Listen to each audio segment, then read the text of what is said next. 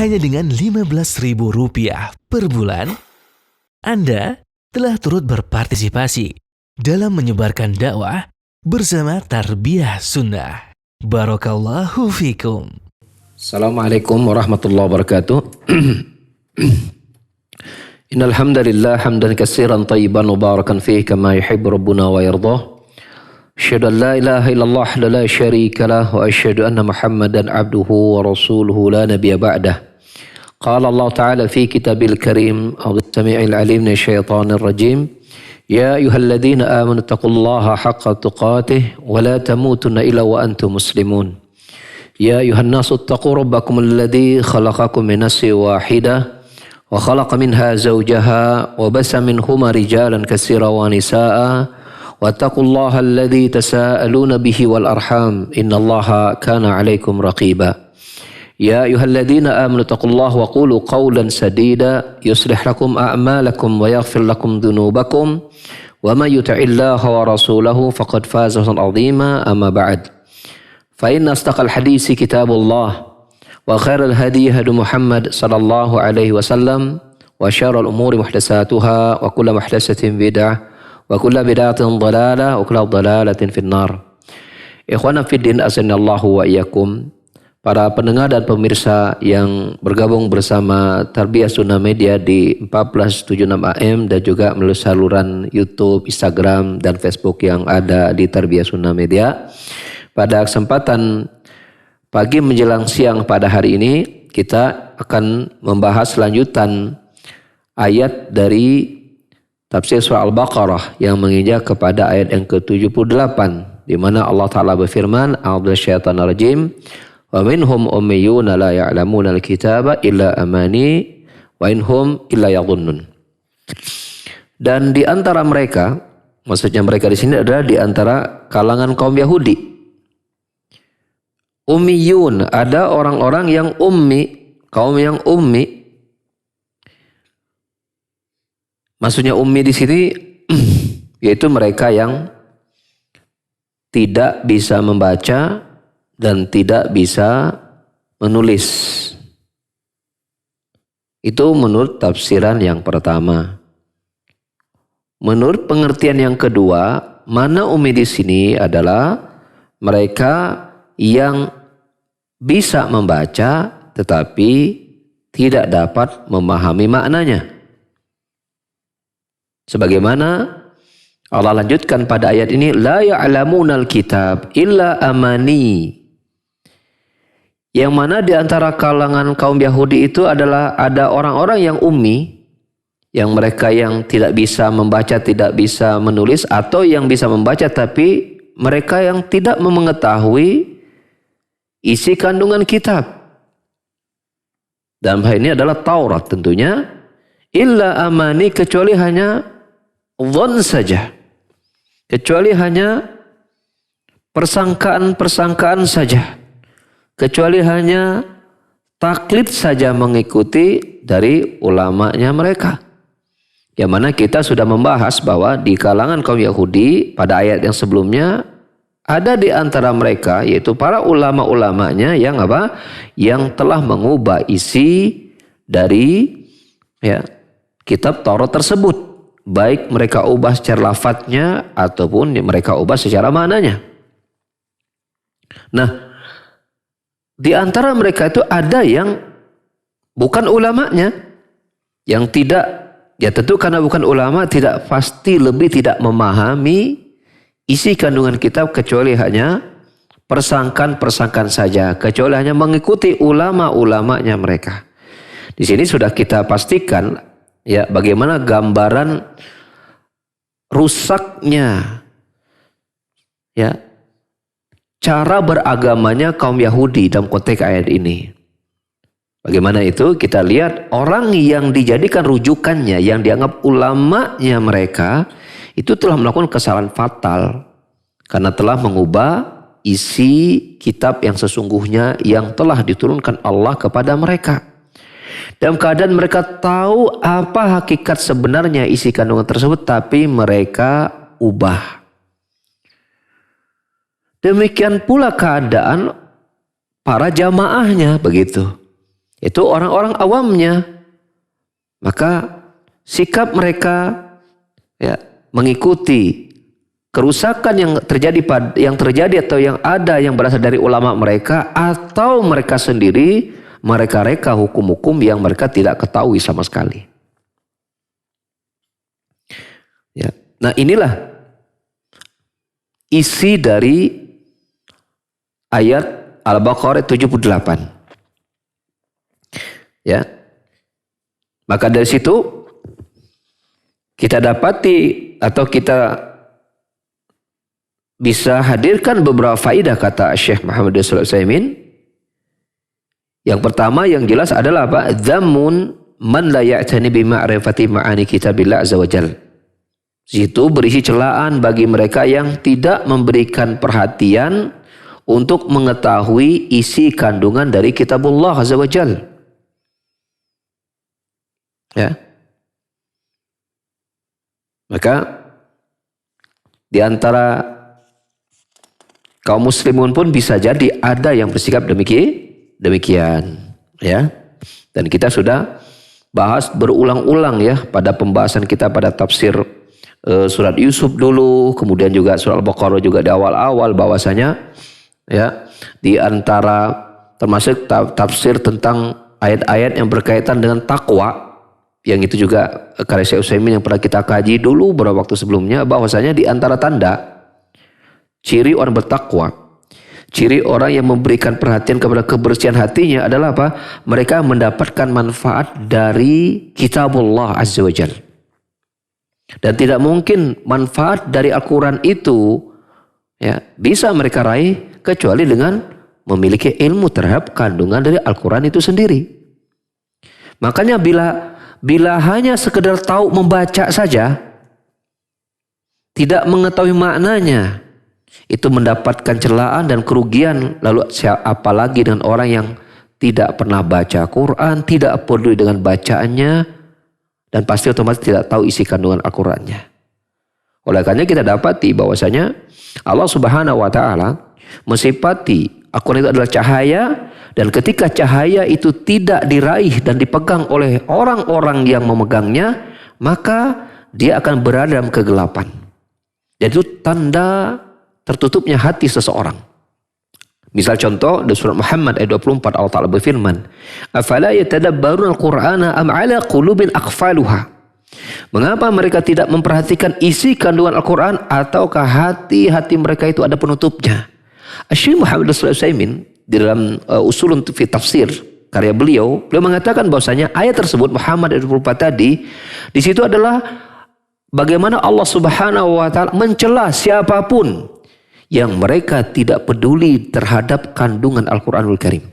Makanya saya mengajak kepada diri saya pribadi dan kepada kaum muslimin bahwasanya yuk mari kita berusaha agar kita terhindar dari celaan Allah dan Rasulnya, ya, yang mana Allah Rasulullah juga mengadu kepada Allah Subhanahu wa Ta'ala. Rasul, ya, Rasulullah mengadu kepada Allah Subhanahu wa Ta'ala, inna qaumi ittakhadhu hadzal qur'ana mahjura.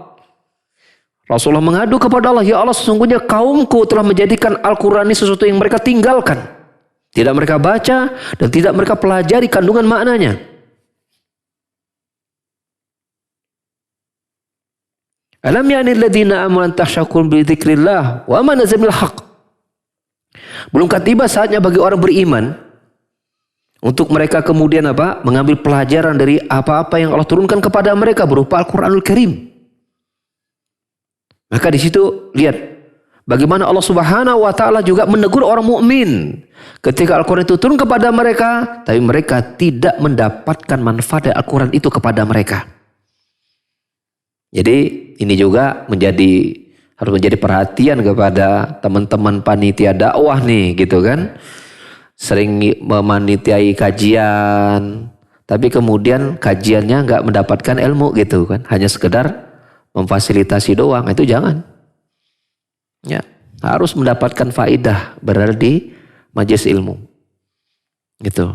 Berapa banyak, apalagi di masa pandemi ini ya, kita mendapatkan banyak harapan-harapan jamaah itu agar ada pengajian offline gitu kan. Tapi dah nggak mungkin. Tapi panitia pengajian itu akan selalu dekat dengan para ustadznya. Betul nggak? Ya kan? Mereka harus nyiapkan kamera, nyiapkan lampu, nyiapkan sound system. Itu akan selalu dekat dengan para ustadznya. Maka sangat rugi. Ya, posisi panitia apalagi masa pandemi ini tidak mendapatkan keutamaan majelis ilmu. Sangat rugi. Gitu.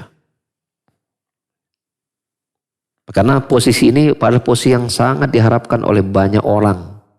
Kita nggak usah bicara tentang orang awam. Jamaah yang sudah ngaji aja itu betapa rindu ingin dekat dengan para ustadz, mendapatkan langsung keutamaan meraih ilmu secara langsung begitu seperti itu. Maka ikhwas sekalian, terutama bagi para panitia dimanapun Anda berada, di kajian manapun yang Anda panitiai, manfaatkan sebaik-baiknya majelis ilmu. Ada dekat dengan para asatidz, Anda dekat dengan suasana ilmu, maka jangan sampai itu tidak Anda manfaatkan.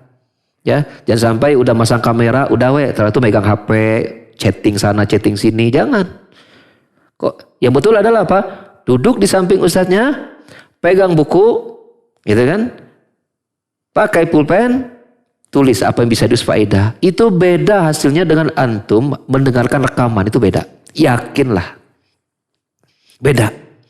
Apalagi antum merasa bahwa itu antum udah lakukan selama 1 tahun, 2 tahun. Antum akhirnya membuka di murojaah, antum udah melihat bahwa ternyata sudah sekian ini saya pelajari. Antum ulangi lagi itu lebih masuk lagi ke dalam itu. Karena waktu pertama menulis, itu mendapatkan faedah tuh. Tapi ketika faedah makin banyak, antum bisa aja melupakan faedah yang sebelumnya. Tapi karena antum tulis, ketika antum murojaah, antum mulai ingat, oh ini pernah saya pahami nih. Itu mulai masuk ke hati tuh. Menjadi ilmu yang bercokol dan berakar di dalam jiwa. Itulah bagaimana seorang talibul ilmi dalam mereka mencari ilmu. Makanya para ulama menekankan betul tentang mencatat. Tentang mencatat itu para ulama tekankan betul. Seperti misalnya perkataan Imam Syafi'i rahimahullah berkata diwannya dalam kitab Diwan Syafi'i, Imam Syafi'i pernah berkata, ya, al-ilmu saydun wal kitabu qaiduh. Wa qayyid kitabaka ya wa qaidil ilma bil kitabah. Ilmu itu seperti hewan buruan. Mencatat itu adalah pengikatnya. Ya. Maka wa qayyid ya saydaka bil hibalil matinah kata Imam Syafi'i. Maka ikatlah hewan buruan kalian itu dengan apa? Dengan tali yang sangat kuat. Famil ahmaq, maka termasuk sikap yang dungu. Bila seseorang telah menangkap hewan buruannya, tapi kemudian dia biarkan pergi begitu saja. Padahal dia sudah menangkapnya dengan susah payah. Tapi karena tidak dia ikat, akhirnya hewan itu lari kemana-mana. Demikianlah ilmu. Dan ikhwas sekalian, sedikit kita menjelaskan tentang ini. Karena ini, kaum Yahudi ini adalah kaum yang tercela pada sisi ilmunya. Yang pertama, ulamanya mereka mengubah ilmu yang benar mereka dapatkan, mereka ubah untuk mendapatkan hal-hal yang mereka inginkan dari keuntungan dunia. Yang kedua adalah orang yang tidak mau belajar sama sekali dari kalangan orang awamnya. Dan dua-duanya dicela berdasarkan soal Baqarah ini. Dua-duanya dicela. Maka kaum mukminin pada pembahasan kita sebelumnya, seorang dai, seorang yang bergelut dalam dakwah Islam, maka mereka tidak boleh mencontoh kaum Yahudi. Mereka mengubah ayat-ayat Allah, memberikan fatwa yang menyimpang dari kitabullah dan sunnah Rasulullah SAW. Dicela. Mana ayat yang sedang kita kaji hari ini soal Baqarah 78 ini mencela orang-orang yang tidak peduli dengan isi kandungan Al-Quranul Karim. Alkitab Yahudi, orang awamnya melakukan itu. Maka begitu pula kaum mukminin yang mereka tidak peduli dengan isi kandungan Al-Quran, mereka pun dicela dengan celaan yang sama. Bukankah Al-Fatihah itu isi kandungannya kita berlindung dari apa? Dari beramal tanpa ilmu dan akhirnya sesat. Dan kita belum dari orang punya ilmu tapi tidak beramal, kemudian dimurkai oleh Allah Subhanahu wa taala. Maka ambil pelajaran ya dari kisah-kisah yang terjadi pada kaum-kaum sebelum kita. Agar bila itu baik kita bisa mencontohnya, bila itu buruk maka kita menjauh dengan sejauh-jauhnya. Ya dan billah. Jadi Syekh Utsaimin memberikan faidah dari ayat tadi berisi celaan bagi siapapun. Kata Syekh Utsaimin siapapun, bukan Yahudi saja. Siapapun yang tidak memberikan perhatian untuk mengetahui isi kandungan makna kitabullah, maka itu dicela oleh Al-Quranul Karim. Dicela oleh Al-Quranul Karim. Yang ketiga, bahwasanya mereka yang tidak memahami makna isi kandungan Al-Quranul Karim, tidaklah mereka berbicara illa dzan, pasti ketika keluarnya itu hanya berupa tebak-tebakan saja, bukan berupa ilmu. Karena tidak paham, maka ketika berpendapat pasti apa? Yakin atau tidak? Pasti tidak yakin. Tebak-tebakan namanya. Gitu.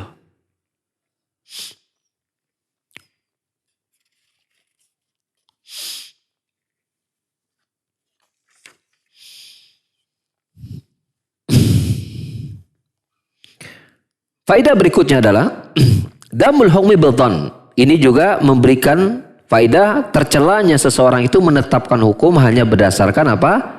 Tebak-tebakan saja. Hanya berdasarkan sangka-sangka saja. Bukan dengan ilmu. Dan ini salah satu karakteristik dari kaum Yahudi. Akan tetapi kata Syekh Utsaimin, "Hada mawjudun katsiran 'inda ba'din nas." Alladzina yahyawna ayyuqala anhum innahum ulama. Akan tetapi keadaan seperti ini banyak terjadi di kalangan manusia. Saya sebenarnya memberikan sedikit maksudnya di kalangan kaum muslimin maksudnya. Yang mereka hidup bersama, ya, yang mereka ini hidup, kemudian orang memanggilnya dia adalah apa? Ini itu ulama gitu. Tapi kita dapati ternyata apa? Dia berfatwa tanpa ilmu. Yang berakibat ketika dia berfatwa tanpa ilmu, dia menyelisihi Al-Quran dan Sunnah karena dia tidak mengetahui hakikat dari Al-Quran dan Sunnah. Faedah yang terakhir dari tadi, bahwa andal muqallida laisa bi'alim, bahwa orang yang taklid hakikatnya mereka bukan ulama. Kenapa? Karena dia tidak mengetahui hakikat makna. Ya. Makanya Ibnu Abdul Bar berkata, ya, Ibnu dulu berkata, innal ulama ajma'u annal muqallidan la yu'addu fil ulama. Sesungguhnya para ulama yang hakiki sepakat bahwasanya orang yang bertaklid itu tidak digolongkan dalam golongan ulama. Akan tetapi bukan berarti kata Syekh Utsaimin kita mencela taklid itu secara mutlak, tidak. Ya, karena taklid pada beberapa keadaan itu bahkan hukumnya wajib. Masya Allah itu. Bahkan hukum taklid itu menjadi wajib. Kata Allah Subhanahu wa taala, "Fas'alu ala dzikri in kuntum la ta'lamun." An-Naml 43. Bertanyalah kepada ahli zikir yaitu ulama jika kalian tidak mengetahuinya. Maka seseorang ketika berminta fatwa kepada ulama, kemudian ulama memberikan fatwanya, maka dia mengikuti fatwa tersebut, maka bukankah itu hakikatnya dia telah taklid kepada ulama tadi? Apakah tercela? Jawabannya tidak, karena dia telah taklid kepada orang alim yang sesungguhnya. Pada orang alim yang sesungguhnya.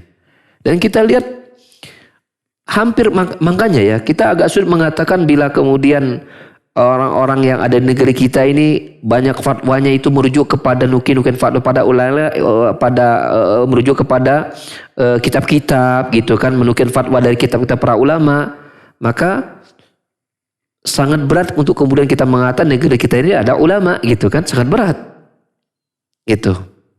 Bila dalam kenyataannya itu sudah ya lebih banyak kemudian menukil banyak pendapat-pendapat yang ada gitu kan, seperti itu. Sehingga memang kita juga tidak boleh bermudah-mudahan ya menetapkan si fulan itu ulama, si fulan itu ulama ya hanya karena mungkin karena ketokohannya yang mungkin sangat tinggi begitu. Itu tidak bisa dijadikan patokan. Logika kita begini. Adakah seorang profesor itu diakui profesornya oleh bukan profesor lagi? Misalnya gini, seorang dianggap profesor oleh dosen. Diangkat dia itu menjadi profesor oleh dosen. Boleh tidak? Jawabannya tidak boleh. Seseorang dia diangkat menjadi profesor oleh profesor lagi. Kalau oleh dosen saja seseorang itu tidak boleh disahkan menjadi seorang profesor, lalu bagaimana bila yang mengesahkannya itu mahasiswanya? Tidak boleh lagi. Bagaimana kalau yang mengesahkannya itu ada dosen atau mahasiswa yang bukan jurusannya? Lalu bagaimana yang bila mengesahkannya itu adalah orang-orang di luar kampusnya? Maka lebih batal lagi ke profesorannya. Itu dalam urusan dunia gitu. Apalagi dalam masalah agama. Seseorang itu kemudian dianggap ulama, ya mengujinya juga harus seorang alim ulama. Ada persaksian ulama yang memang ulama begitu. Bukan diakui ulamanya oleh orang-orang awam apalagi. Hanya mungkin kemampuannya dalam berretorika, kemampuannya dalam menyampaikan ceramah gitu kan, seterusnya. Maka ini tidak menjadi patokan seorang itu menjadi ulama. Makanya menjadi ulama itu sangat ketat mestinya. Ya, kalau ditanya dulu hafalan Qur'annya, hafalan hadisnya, ya, kemudian kemampuan dia dalam mempelajari, melihat sebuah riwayat itu sahih atau tidak, gitu kan, mempelajari ulumul Qur'an, nasih mansuh, gitu kan, kemudian antara mutlak muqayyad, gitu kan, seperti itu banyak. Itu tentang Al-Qur'annya.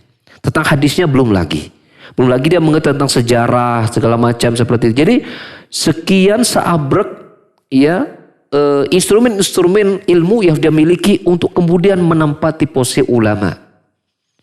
Ya. Mengapa ini perkara yang sangat penting dan merupakan posisi yang sangat besar? Karena Allah Subhanahu wa taala telah memerintahkan, bila itu ulama maka perintah kepada manusia, fas'alu ala dzikir. Bertanyalah kepada ulama jika kalian tidak mengetahui. Bertanyalah kepada mereka. Nah, ini kurang lebih sekalian tentang faedah-faedah yang bisa kita petik pada surah Al-Baqarah ayat 78. Berikutnya kita pindah kepada tafsir surah Al-Baqarah ayat berikutnya, yaitu di ayat yang ke-79, di mana Allah Ta'ala berfirman, masih tentang celaan kepada kaum Yahudi. Yang ini tentu berbicara balik lagi tentang apa? Orang-orang yang mengubah isi Taurat. Allah mencela mereka dengan ucapan, fawailul lil ladzina yaktubuna al-kitaba biaidihim. Ya, celakalah bagi orang-orang yang maksudnya adalah ulama-ulama Yahudinya di sini. Yang mana mereka itu menulis Alkitab biaidihim. Maksudnya kitab di sini adalah bukan menulis Taurat mereka salin ulang, bukan. Tapi apa? Mereka tulis kitab itu dengan versi mereka, dengan tangan-tangan mereka langsung. Summa yaku hadza min indillah. Lalu kemudian mereka mengatakan ini dari Allah. Padahal bukan, karena mereka sudah duplikat, sudah mereka namanya plagiator ya. Mereka sudah ambil kitab yang asli mereka tahu, kemudian mereka ubah-ubah, mereka tulis dengan tangan-tangan mereka sendiri, lalu mereka mengatakan ini dari Allah Subhanahu wa taala. Berarti mereka apa? Telah berusaha atas nama Allah Subhanahu wa taala. Tujuan mereka apa? Lishtaru bihi samanan qalila. Ya, tujuan mereka apa? Untuk membeli ya dengan harga yang sangat murah. Ya, maksudnya membeli harga sangat murah karena mungkin ingin meraih kedudukan dunia, jabatan, harta, ya, posisi, kepemimpinan, kekuasaan dan seterusnya. Dan Allah Subhanahu wa taala menyebutkan semua itu yang beri tujuan mereka itu adalah kecil, tidak ada apa-apanya di sisi Allah Subhanahu wa taala.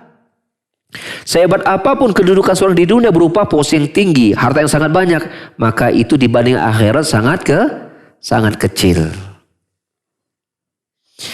Ya, Allah kemudian mengulangi celaan Allah kepada mereka, fawailul lahum, celakalah mereka, mimma katabat aidihim, ya, dengan apa yang ditulis oleh tangan-tangan mereka tadi. Celaka mereka. Allah ulangi lagi dengan perkataan celaan yang ketiga, wa wailul lahum mimma yaksibun, celakalah kedudukan-kedudukan, harta-harta, keuntungan-keuntungan dunia tadi yang mereka usahakan dengan mendustakan ayat-ayat Allah Subhanahu wa taala. Dengan lalu kemudian mengatakan ini datangnya dari Allah, mereka tulis dengan tangan-tangan mereka dengan penuh kedustaan.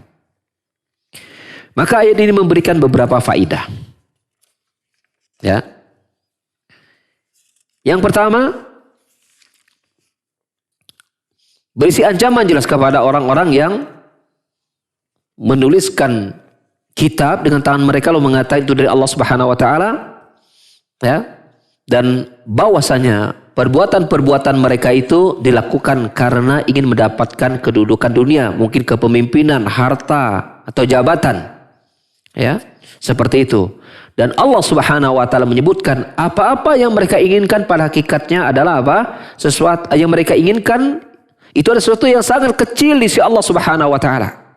Maka kata Syekh Utsaimin, "Anna dunya kullaha mahma balagat fa qalil." Sesungguhnya dunia seluruhnya itu, ya, seberapapun yang sudah diraih oleh seseorang, maka hakikatnya itu adalah sedikit. Karena Allah Ta'ala berfirman surah An-Nisa 77, "Qul mata'ud dunya qalil." Kata Allah, wahai Muhammad, sampaikan kepada manusia, mata'ud dunya qalil, kesenangan dunia itu adalah sangat sedikit. Mari kita lihat perbandingan bahwa dunia itu dengan akhir tidak ada apa-apanya.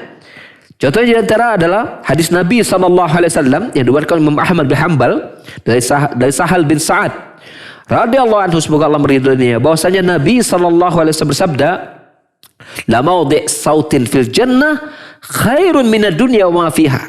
Sesungguhnya sarungnya cambuk, ini ada cambuk nih, ada sarungnya. Kita tahu namanya cambuk itu paling panjangnya 1 meter kan? Panjangnya 1 meter kurang lebih cambuk. Berapa besarnya cambuk? Mungkin seukuran kelingking kali ya, cambuk ya. Ujungnya, ya kan? Panjang 1 meter seperti itu. Maka kata Nabi SAW, ya ini kurang lebih panjang 1 meter lebih. 1 meter lah kurang lebih cambuk. Sesungguhnya sarungnya, berarti sarungnya kan berarti sekecil itu juga gitu kan? Anggaplah sebesar jempol, sarungnya cambuk. Sesungguhnya tempat, ya, artinya sarungnya cambuk itu yang ada di surga itu lebih baik daripada dunia dan seisinya. Kalau kita tanya, ya, mana yang lebih berharga, cambuknya atau sarungnya? Cambuknya. Sarungnya saja itu lebih baik daripada dunia seisinya. Maka seberapa hebat pun orang mengumpulkan dunia dengan berbagai macam isinya, apakah kedudukan, jabatan, kekuasaan, harta, dan berbagai macam kenikmatan dunia, dibandingkan dengan sarung cambuk saja itu tidak ada apa-apanya. Maka patahlah kemudian Allah mengatakan bahwa sesungguhnya semua kenikmatan dunia itu adalah sangat sedikit. Sangat sedikit. Ya. Oleh karena itu, betapa hinanya perbuatan mereka menulis buku lalu mengatasnamakan ini adalah kitabullah. Ini diturunkan dari Allah Subhanahu wa taala. Makanya dengan perbuatan mereka itulah Allah celah mereka berulang-ulang, wail 3 kali di satu ayat. Bayangkan antum. Menunjukkan betapa murkanya Allah kepada orang-orang yang menulis kitab mengatasnamakan ini dari Allah Subhanahu wa taala. Maka hati-hati orang-orang yang kemudian berdusta atas nama Allah Subhanahu wa taala.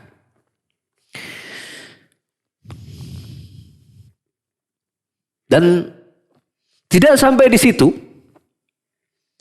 Tidak saja kemudian Allah mencela perbuatan mereka, tapi sesungguhnya apa yang mereka dapatkan dari keuntungan dunia dari berdusta atas nama Allah tersebut itu juga dicela oleh Allah Subhanahu wa taala.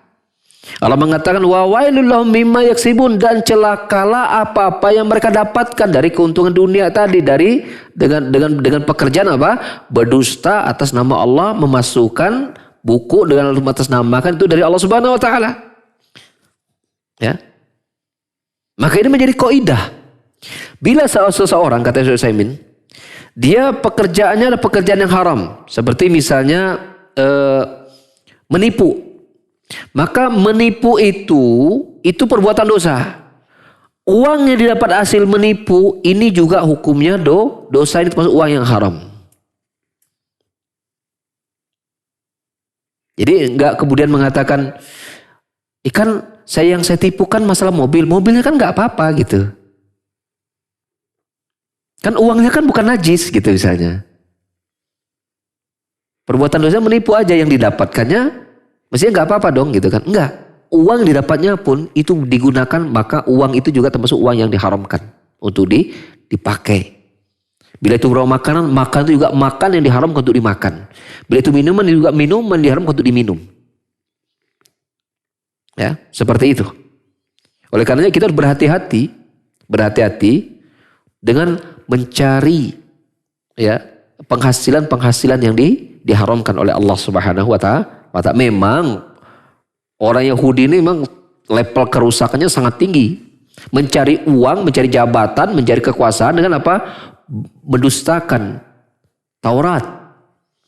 Mereka buat kitab sendiri lalu mereka mengatakan ini adalah Taurat gitu, salah begitu. Ini adalah dari Allah Subhanahu wa taala. Padahal itu asli buatan mereka. Itu gilanya luar biasa itu. Tapi yang dibawa itu artinya mereka dengan cara seperti itu mereka dapatkan uang, dapatkan jabatan, ya seperti itu. Itu udah levelnya luar biasa. Walaupun begitu, orang-orang yang kemudian mencari kesamaannya adalah pada sisi yang lain. Orang-orang yang mencari jabatan, kekuasaan, dan harta dengan cara yang salah, yang haram, ini juga mendapatkan celaan. Walaupun celaannya, dosanya tidak setinggi apa yang dilakukan oleh orang Yahudi tadi.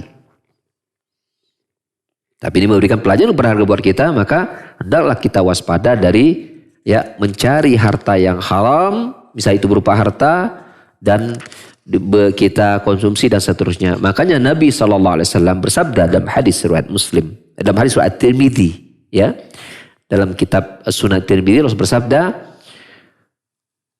kelak pada hari kiamat, kedua kaki seorang hamba tidak akan bergeser sehingga mereka ditanya tentang 4 perkara. Ya, la yazalu qadama 'abdin yaumal qiyamah hatta yusalan arba. Ya, la tazulu qadama 'abdin yaumal qiyamah hatta yus'alan arba. Sesungguhnya tidak akan bergerak kedua kaki seorang hamba, artinya kedua kaki itu kayak di semen begitu, kayak dipaku, tidak bisa bergerak sedikit pun sampai orang itu ditanya tentang 4 perkara. Ya, 4 perkara. Yang pertama apa? Tentang umurnya. Yang kedua tentang hartanya. Yang ketiga tentang ya ilmunya. Ya, yang pertama tentang umurnya, yang kedua tentang ilmunya, yang ketiga tentang hartanya, yang keempat tentang badannya, jasadnya, capek letihnya untuk apa. Tentang umurnya Allah akan tanya, selama hidup di dunia kemana mereka menggunakan apa umur mereka itu dalam hari-hariannya. Makanya disebutkan bahwasanya apa? Khairun nas man tala umruhu wa kasra hasanatuhu. Bahwa orang yang paling baik adalah orang yang paling panjang umurnya dan paling banyak juga daftar kebaikannya.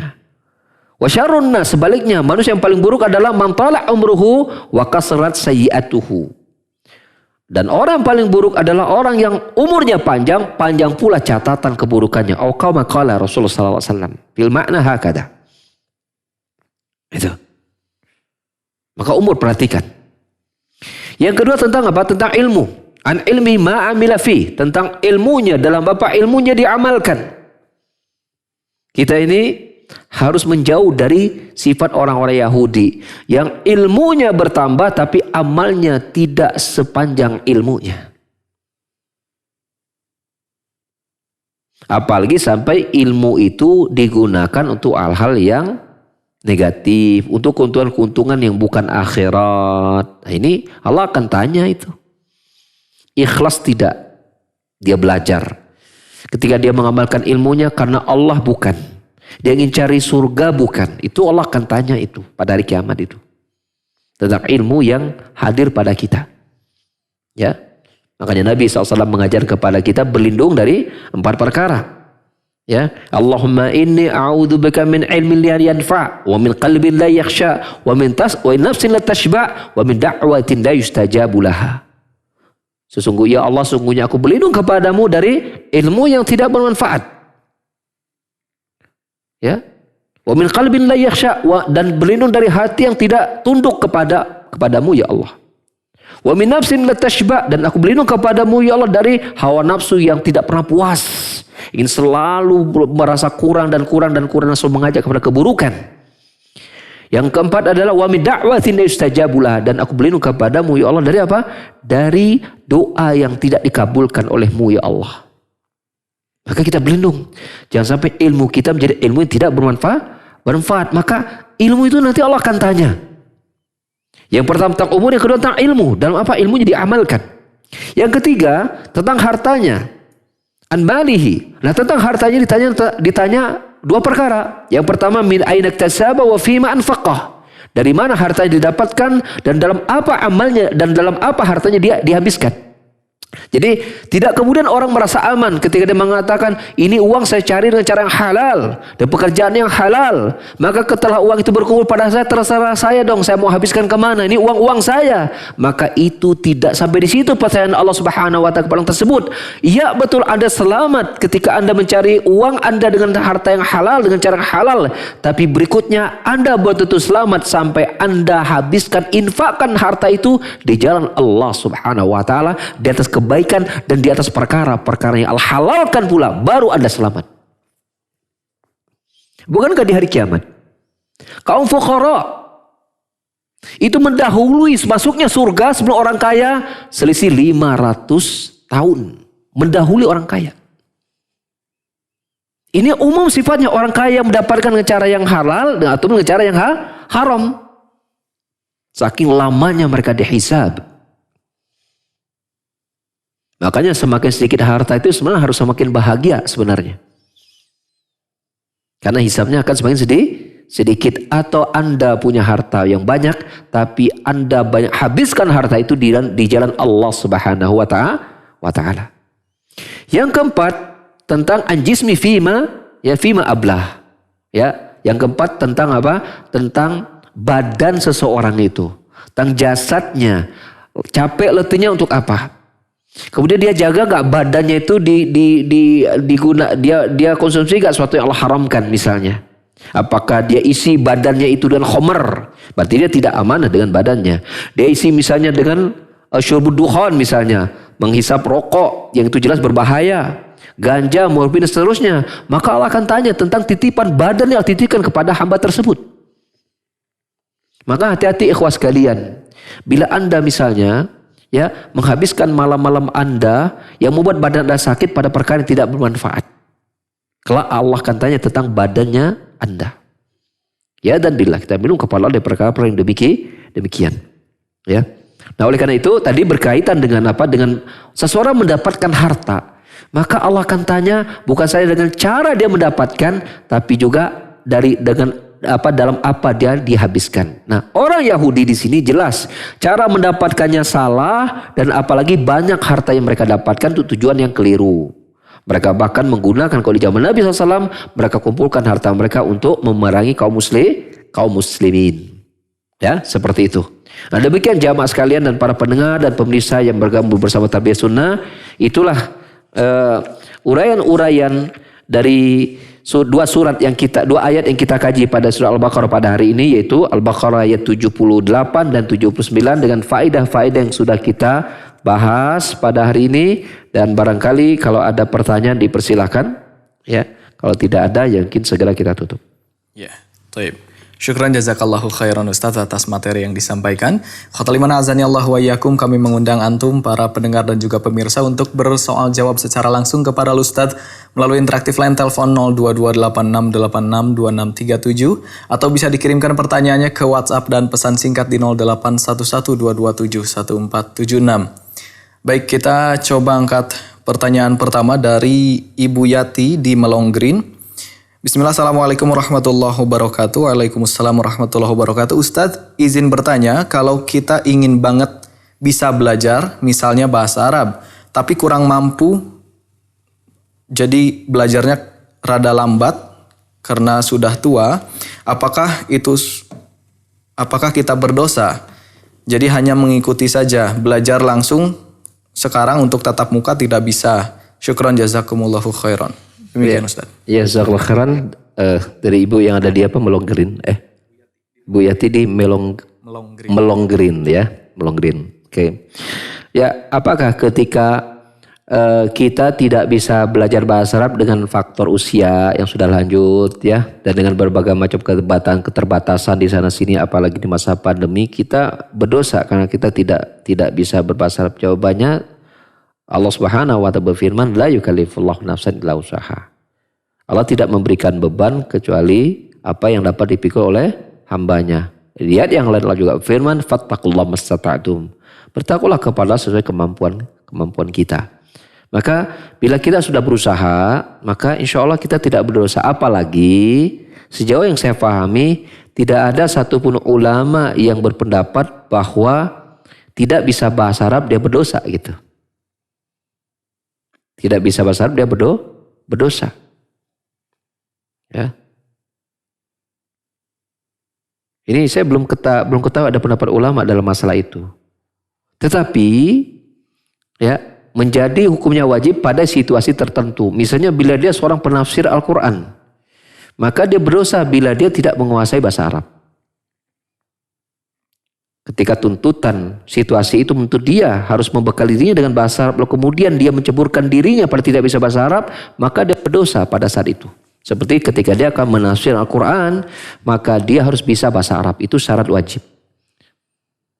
Maka tercela apalagi seorang menafsir Al-Quran berkaitan dengan akidah, dengan nama-nama dan sifat Allah Subhanahu wa taala. Maka bahkan bisa terancam nanti dia akhirnya kufur tanpa dia sadari. Oleh karena itu, yang penting bagi kita adalah kita talabul ilmi. Talabul ilmi tentu perkara-perkara didahulukan adalah hukumnya fardu ain dahulu. Adapun bahasa Arab, ya, maka dihukum walaupun wajib tentu menjadi wajib kifayah pada orang tertentu. Ya, tidak menjadi kewajiban individu seorang muslim. Ya, tidak menjadi kewajiban individu setiap muslim.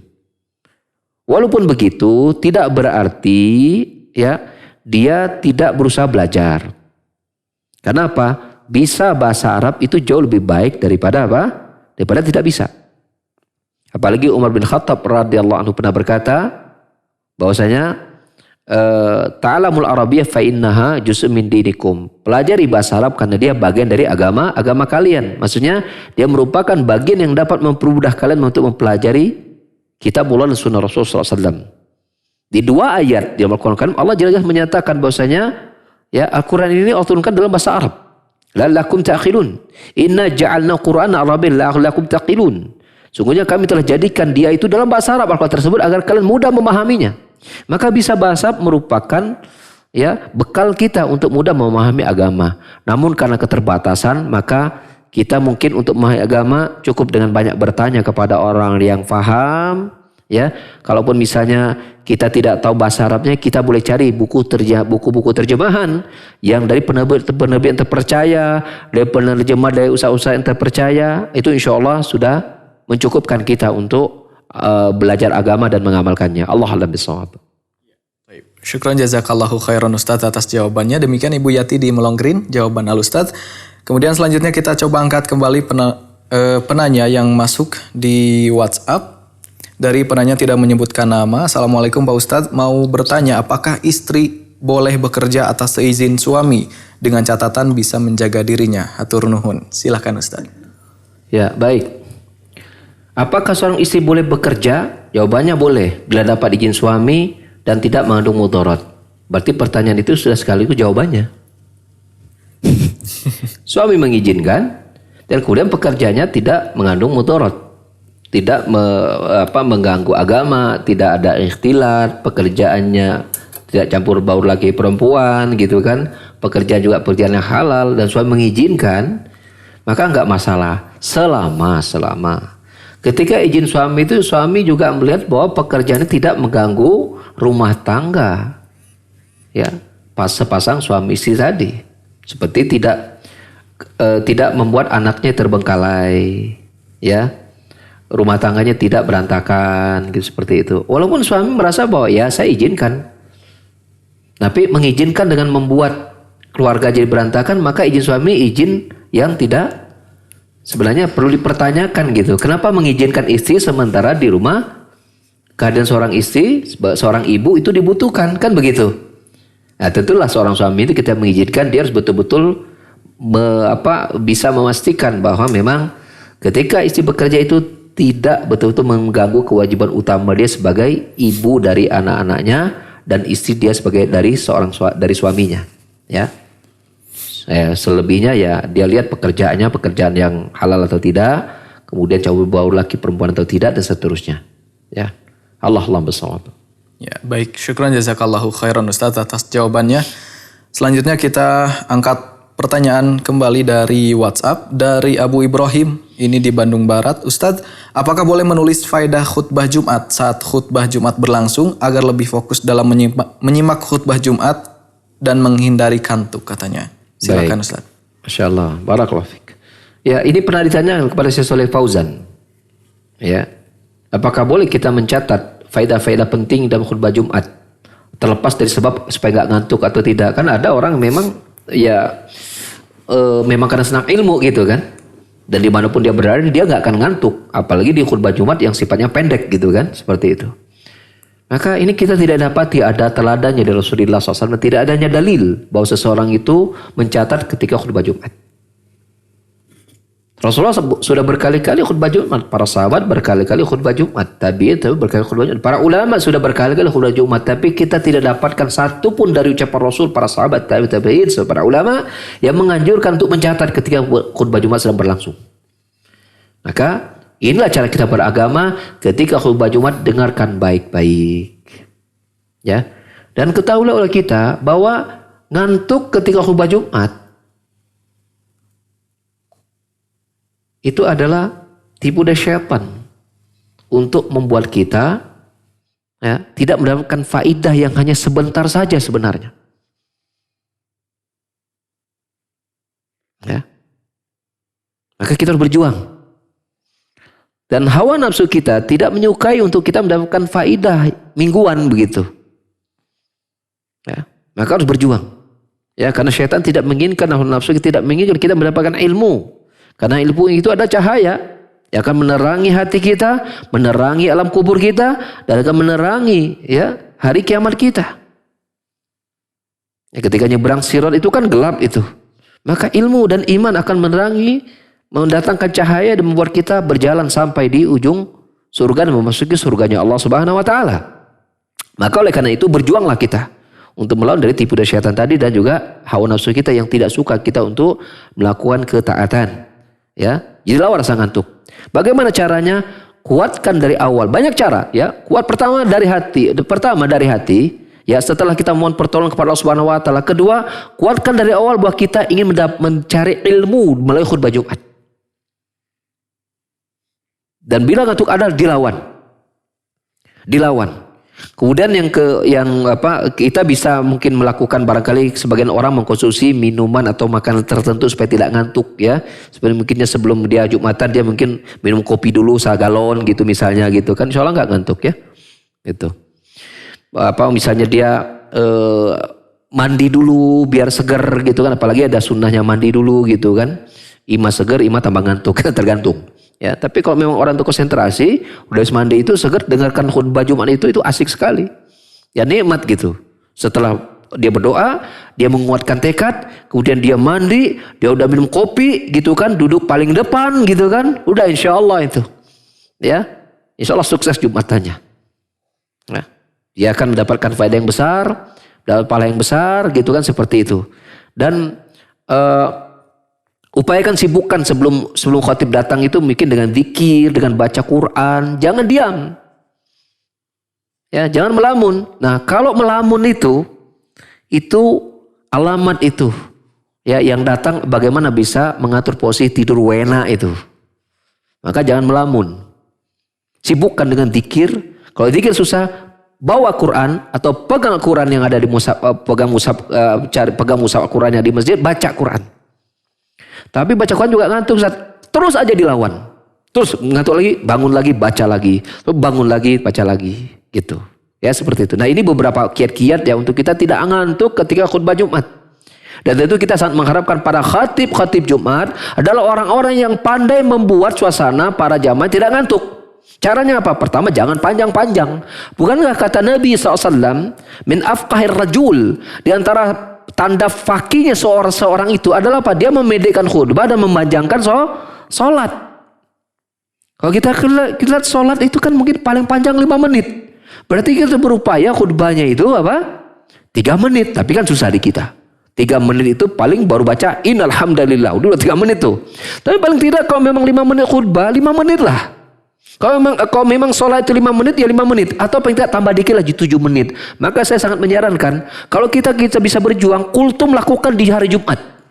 Kuliah 7 menit, khutbah 7 menit. Itu sangat bagus. Karena apa? Bacaan kita ketika sholat Jumat itu memang tidak panjang-panjang. Sebenarnya bisa panjang, cuma nanti jamaahnya pada kabur gitu kan, seperti itu. Jadi jangan panjang-panjang, 7 sampai 10 menit sudah selesai.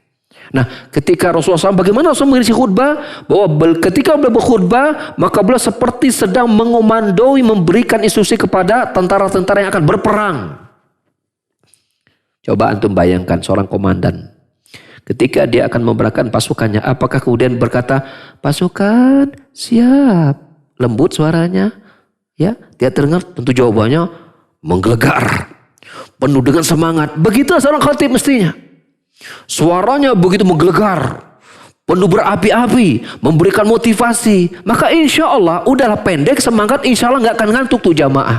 Bapak juga mau ngantuk, udah assalamualaikum kan udah selesai. Maka oleh karena itu penting seorang khatib itu juga dia belajar tentang sunnah Nabi SAW dan memberikan khutbah. Sehingga betul-betul jamaah yang hadir pada Jumat itu mendapatkan faedah yang sangat besar ketika dia datang ke masjid. Ini kan kenapa kemudian orang itu sudah gini, sudah tersetting, saya Jumatan udah pengen tidur. Kenapa? Karena mungkin pertama khutbahnya panjang. Kemudian yang memberikan khotibnya itu ceritanya jarang nukil hadis, banyak cerita aja tentang situasi yang ada yang berkembang. Padahal semua jamaah juga udah pada tahu itu. Covid di kita ini makin tinggi, ya udah segala macam. Udah jamaah juga ngerti gitu mah. Kenapa dia tidak nukilkan dalil ayat dan hadis tentang apa? Bersabar kita menghadapi musibah. Kenapa jamaah itu butuh ayat, butuh hadis. Kalau berita mereka juga bisa lebih paham daripada khatibnya tentang masalah berita, betul atau tidak? Bisa tentang politik negara, bisa di jamaahnya itu ada seorang politik di situ. Dia bisa lebih paham tentang masalah politik. Yang dia butuh ada ayat dan hadis, nasihat-nasihat untuk mengingatkan mereka tentang akhir dan kematian tentang alam kubur. Itu yang mereka butuhkan. Sehingga harapannya ketika mereka hanya dapat 1 kalimat, 2 kalimat, mereka pulang, mereka bisa bertobat. Bila itu buruk, bila itu ada kebaikan, mereka menambah kebaikan. Itulah cara kita memberikan khutbahnya supaya jamaah tidak ngantuk dan mendapat faedah dari khutbah tersebut. Maka sampai para ulama membuat sebuah kajian khusus tentang pentingnya seorang itu memanfaatkan di waktu khutbah Jumat untuk mendapatkan faedah yang sebanyak-banyaknya kepada para jamaah yang hadir. Karena berapa banyak kaum muslimin itu datang ke masjid itu kita Jumatan saja, betul nggak? Coba ketika sholat 5 waktu hari-harian, itu bisa 1 sop, 2 sop penuh itu di sebelum pandemi ya. Oh itu ajaib. Tapi ketika Jumatan, WC aja depan WC itu ditongkrongi itu saking penuhnya masjid. Mengapa itu tidak dimanfaatkan oleh para khatib untuk kemudian mereka memberikan faedah yang sedikit tapi dapat diterima oleh jamaah dan mereka enggak keburu ngantuk. Ya. Nah inilah saya kira mungkin ya khotib juga harus memberikan perhatian, mudah-mudahan ini bisa sampai kepada para khotib dari ceramah, dari kajian kita hari ini. Dan itu juga berapa kiat agar kita berjuang jangan sampai ngantuk. Anggaplah khotibnya itu tidak masuk kriteria tadi. Mungkin dari sisi khotibnya sudah umur, suaranya tidak bisa lagi keras. Tapi faedahnya bagus, maka dengarkan dan ambil faedahnya. Berjuanglah untuk melawan rasa ngantuk. Bukankah Anda wahai penjaga warung, Anda belahan ketika pembeli belum datang Anda tetap supaya jangan ngantuk gitu kan, supaya pembeli datang Anda mulai dengan baik, Anda bisa tidak tidur.